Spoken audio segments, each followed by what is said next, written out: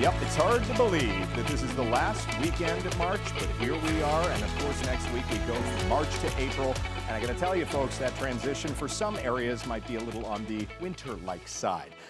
So here's what we have for this weekend. We basically have two separate areas of active weather, primarily across BC, Alberta, and then again across the Great Lakes and towards Atlantic Canada. But not at first. It's something that develops as we get through. We'll first start off with daytime highs for Saturday as well as the departure from normal daytime highs. So you'll notice a bunch of minuses, and that means pretty much every community across the region is below normal, but some, such as the West Coast, just barely below normal. So in terms of the active weather forecast, obviously Newfoundland saw the brunt of the previous system, and there's still another little pulse of active weather trying to wander in Saturday night and into early Sunday morning. The Avalon could see some snow. There's also going to be the system moving into northwestern Ontario, snowfall, some lake effect snow, and then of course through the prairies and into BC through the interior, we will start to notice that snow materialize, and it will be potentially problematic for travel as we get in through the weekend, especially Sunday and into Sunday night.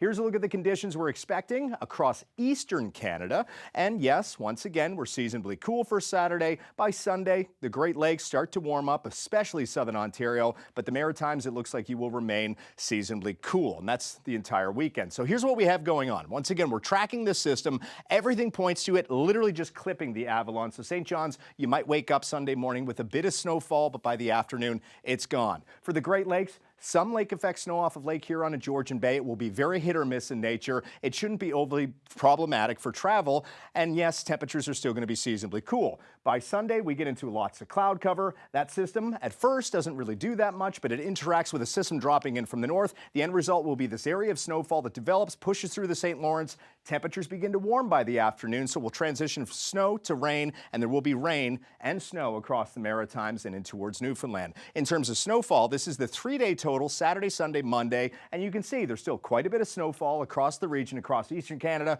Hardest hit areas will be Labrador and western Newfoundland, thanks to the next system that moves in on Monday. Keeping in mind, once again, it will be moving in Monday. That's really when the active weather moves in. The Great Lakes, it's a story about temperatures.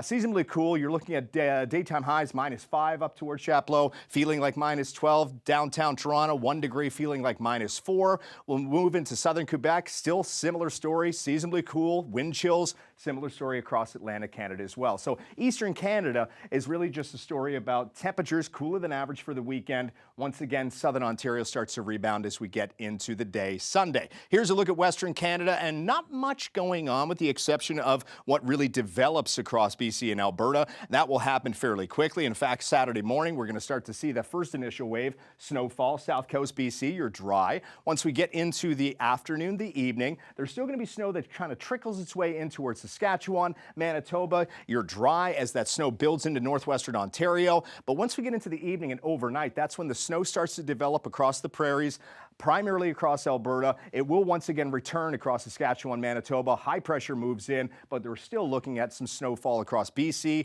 especially Alberta and Saskatchewan. And as a result, the 3-day total of snowfall concentrates itself primarily across Alberta, BC, the coastal mountains, and of course, eventually dropping through Saskatchewan and in towards Manitoba. Very winter-like for this last weekend of March.